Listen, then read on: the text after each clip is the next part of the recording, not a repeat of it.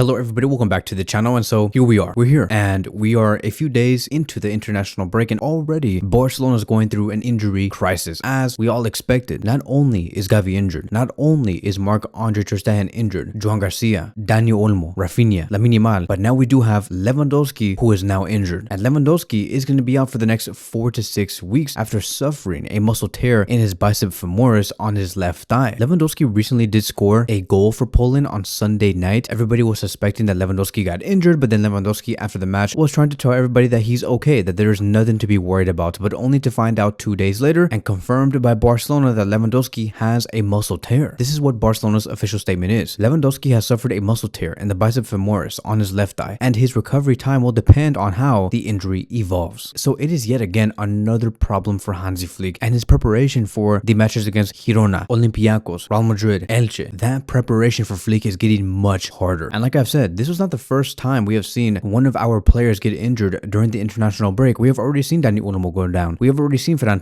also go down. And this is the reason why I have this love and hate relationship with the international break. Like, there are so many reasons why I love the international break. Is because I get to see my two teams play, which is the United States and also El Salvador. I enjoy it. I love when they play. It's always a moment for me, and I want to see them do very well. However, I have so many reasons to hate the international break, and that is because every time we send our players to international break, they always come back injured. Always. I have no idea why FIFA thinks that this is a great idea to implement 3 to 4 different international breaks through the whole course of one season. That is insane. Like, these players are not robots. How many more times does this need to happen to all players in Europe for FIFA to understand that their schedule is not working out, that it is unhealthy for these players, that these players can only handle so much? What have we not learned? I can guarantee you that if I go talk to one of the owners of FIFA and I ask him, what do you think about this whole injury crisis that these players have to go through? Not just at FC Barcelona, but also at Man City, Real Madrid, Atletico Madrid, Inter Milan, wherever. What do you guys think? They're probably going to say, oh, I had no idea. I had no idea that these players are getting injured and that they're going through fatigue or whatever, because honestly, I really do think that the only thing that they're thinking about is how much money they could make and how many games they can fit in one season within a span of 9 months. This whole thing is sickening. I really do think they have no idea that these players are going through injuries, that they're experiencing fatigue, and they're only worried about how much money and how many games can we generate. Just zero emphasis on the players' health. These players cannot handle 65 plus games per season. It makes no sense. And the worst thing from all of this is you want to say, okay, they have the regular season, they have to compete for 4 total competitions or 4 or 5 competitions. Then we're also going to include the international break every 2 or 3 months. Then we're also going to include the Club World Cup after the season is over, which is like another 6 games. And that happens every 4 years, of course. But then you also have to take in mind that you have friendlies to play for after the season is over to prepare for whatever competition is going to come up next in the summer, whether that is the Euros, whether that is the Copa America, or whether that is the World Cup. And don't even get me started about the competitions in Africa that happen in January or February, where players like Salah are forced to come out, players like Abde are forced to come out, and that takes place in the middle of the damn season. So what are we doing here? Why did Inter Milan and Atletico Madrid even play 2 or 3 days ago? Like, I heard that Atletico Madrid won a trophy and like no one knew what the hell they won. No one even talked about it. All we know is that they played and they had a trophy in their hand. So like, what's going on here? We're just creating competitions left and right for these players to play, and it is showcasing to all of us that these players cannot play 60 plus games per season and then go on to international duty. Oh yeah, and I even forgot, like, don't even get me started on the Finalisma. We also have that to play, which is also going to take place on March, and that is between Argentina and Spain. Once again, I love those games. I really do, but it is just so much to play for. Like, what rest do these players have? You have the season, then you go on to play your international competitions through the summer, and then you have to go to preseason and then go back and start the league again. There is zero rest, zero. And our players can get injured for 2 different reasons, which is like 2 very opposite reasons. One, because you're too young and you don't understand your body yet and you don't know how much you can handle, or 2, our players are too old, not too young, but too old, and their bodies cannot continue playing with this type of momentum and playing 90-minute matches every 3 to 4 days. I would also like to include, since we're talking about this, the increase of matches that European teams have to play in the Champions League with this new format. It's just insanity, man. Like, what the heck? And let me tell you one thing. I have one solution to this, and I'm gonna like just quickly run through this because I have just thought about it. I have one solution. If you're gonna say, if FIFA, UEFA, and all these people that work within the league are gonna tell us that we have to play 60 plus games per season, combining the international matches and then the preseason matches, forcing us to go to the USA to play against Vieira, like all of these matches, right? If you're gonna say that, at the very least, let these clubs sign the players that they do want, so we can have great quality depth and we can have heavy rotation, so we can last 65 plus plus games with great health. But no, these people don't want us to do that. And at the very least, let us sign the players that we do want. So like, if we don't have Raphinha, let's put in Masia. If we don't have Lamine Yamal, let's put in Bernardo Silva. Do you guys understand what I mean? Like, I'm not saying that this is exactly what Barcelona need to do, but we need quality depth. We need great players on the bench and great players in the starting 11. That way, Hansi Flick would never ever have any problems with players going through multiple injuries and trying to find out a different solution for us to stay competitive. At the very least, let us sign, please. If you're going to make us play 60 plus games, because now you're just combining 2 seasons under one. And if you're going to make us have 2 seasons under 1 season, at least make us have 2 teams, which is a great bench and a great starting 11, please. So to give you guys the latest updates on all of our players who have been injured in the past 2 weeks, we have heard that Lamine Yamal is back in group training and should return against Girona on Saturday. I don't expect him to start, but I expect him to play some minutes. With Fermin Lopez, he's also back in training just like Lamine Yamal, and he's also set to return against Girona on Saturday. And there has been some conversations about Fermin Lopez starting in the match against Girona, but not Lamine Yamal. And then we have Ferran Torres, who did suffer an overload, like a lot of fatigue, and he could be available for the match against Girona as well. So his situation is not that serious, but still, the fact that he has to go through an overload, even though he has not played a lot of matches for Barcelona this season so far, goes to show that these players are going through too much already. Like, think about this, right? We are only 3 months into this season with no Club World Cup played, no international duty matches in the summer as well, yet these players are going through hell. And then we have Raphinha, who is not back yet in the group training like Lamine Yamal or Fermin Lopez, so he is going to be ruled out for the match against Girona and Olympiacos, and he could be available for the match against Real Madrid. Maybe. There's a 50-50 chance. There has been reports stating that Raphinha may make it or may not make it. They don't want to take any risk because, as we all know, Raphinha is one of our most valuable players. I'm going to be talking about what Barcelona's starting 11 could look like against Girona in just a few minutes. And then we have Dani Olmo, who's going to be out for 2 or 3 weeks. Once again, I'm going to be talking about Dani Olmo like in a few hours, maybe in a few days. I don't know when I'm going to have that time to talk about Dani Olmo, but like with Dani Olmo, the fact that he has been out for 2 to 3 weeks, I'm honestly not surprised. I'm not surprised to see him play very little for Barcelona, yet still get injured and be out for 2 to 3 weeks. It's alarming because I really don't think that Olmo is reliable and becoming the player that we all thought that he could be. But yeah, he's going to be out. And then we have Joan Garcia, who we all know is going to be out until early November. Lewandowski out for 4 to 6 weeks. Marc-Andre Ter Stegen out until January 2026 and Gavi out until March 2026. And so that is the conversation. That is where Barcelona currently do stand. Now, I also want to bring out one other thing before I talk about what our starting 11 could look like as things do stand today for the match against Girona. But one thing, right? There is this one player named Victor Barbera, who is a striker at Barça Athletic and is one of the players that has been eyed on to temporarily reinforce the attack because Lewandowski is not going to be there and Ferran Torres is going through an overload, meaning that we could see some academy players rise up to this occasion. Victor Barbera is a possible short-term solution to fill the void left by Lewandowski. He's only 21 years old and one of the most standout performers this season for Barça Athletic. He has sharp instincts inside the box. He has been scoring very consistently. He has scored 5 goals and provided 1 assist in the past 6 matches. And statistically, he has been involved in a goal every 61 minutes. So he does have this sort of level of efficiency that only a few players in the world can match. Now, obviously, he is in lower divisions, but still, with this type of confidence, we can definitely bring him at the very least into the bench and maybe play a few minutes. He has great work rate as well. He presses high up the pitch, and that's perfect for Hansi Flick's first team plans. Now, so far, 3 months into this season, even though he has been doing very well, Hansi Flick has not called him up yet. And that is because there is a lot of competition in the number 9 position. But with this current situation that we're in right now, maybe this could be it. Maybe Barbera could finally be handed a very unexpected opportunity. So now let's move on towards what I believe Barcelona should have in the starting 11 against Girona, because I want to be very careful here. There's a lot of important games coming up.